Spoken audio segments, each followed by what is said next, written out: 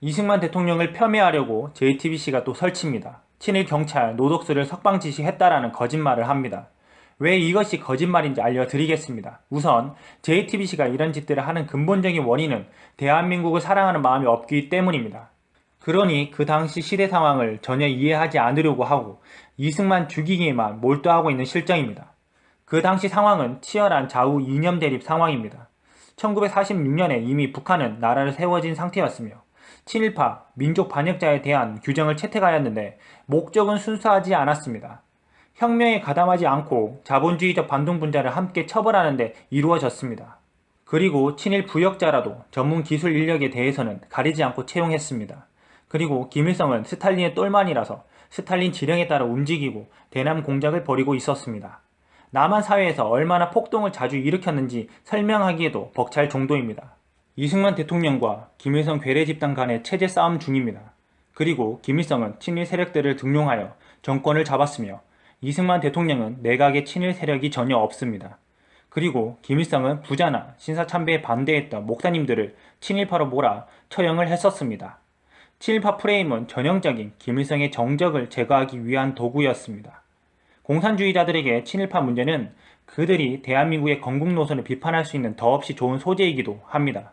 그런데 무식한 JTBC는 북한의 프레임을 그대로 가져와 거짓과 대한민국을 부정하는 짓들을 서슴없이 떠들고 있습니다. 돌아가신 할머니의 발언이 떠오릅니다. 일본 놈들보다 징글징글한 놈들이 빨갱이들이었다. 이승만 대통령은 현실을 바탕으로 정책을 수립하시는 분이셨습니다.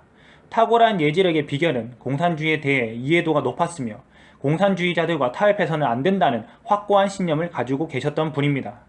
1948년 9월 반민족행위처벌법을 제정하여 국회 내 임기 2년에 반민족행위특별조사위원회를 설치하였습니다.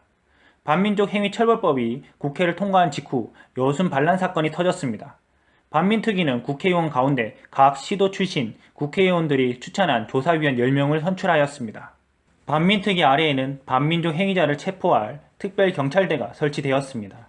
하지만 반민특위 활동은 너무 강경한 입장을 고수하고 있었으며 해방 후 3년간 치안을 유지하고 공산주의 세력을 퇴치한 공로가 큰데도 무시하고 친일 행적이 보인다 싶으면 잡아들였습니다.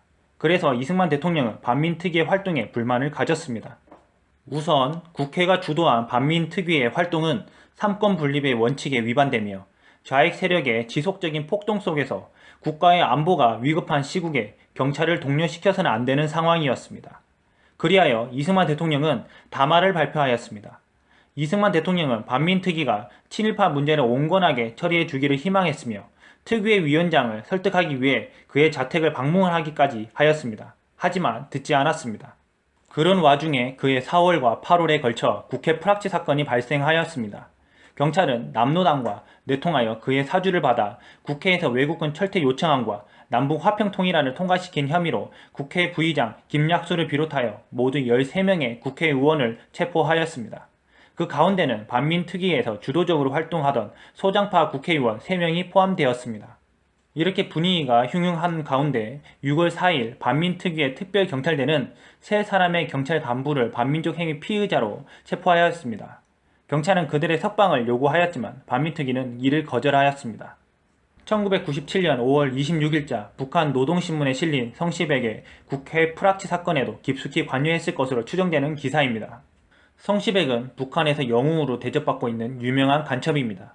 성시백은 김구 선생이 북한에 올라가서 남북 협상하도록 교량 역할을 한 사람입니다. 북한 김일성이 아끼던 대남 공작원이기도 합니다. 당시 국회 프락치 사건에 연루된 국회의원들을 검거 재판 중 1950년 6.25 남침 전쟁에 반발하자 서영길 의원을 제외하고는 모두 월북했습니다. 6.25 전쟁이 그들의 실체를 밝혀준 것입니다.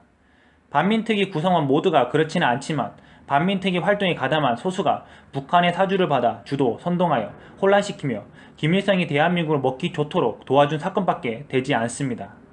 지금 JTBC 같은 좌파 언론 매체들의 선동들을 보면 공산주의자 남로당의 선전선동 전술과 매우 흡사합니다. 우리 자유민주 시민들은 이러한 공격에 잘 대처했으면 합니다. 우리 자유시민들은 이승만 대통령을 기억하고 감사하며 자랑스러운 대통령이라는 역사적 사실을 다음 세대에 가르쳐 아름다운 대한민국을 물려줍시다. 이상입니다.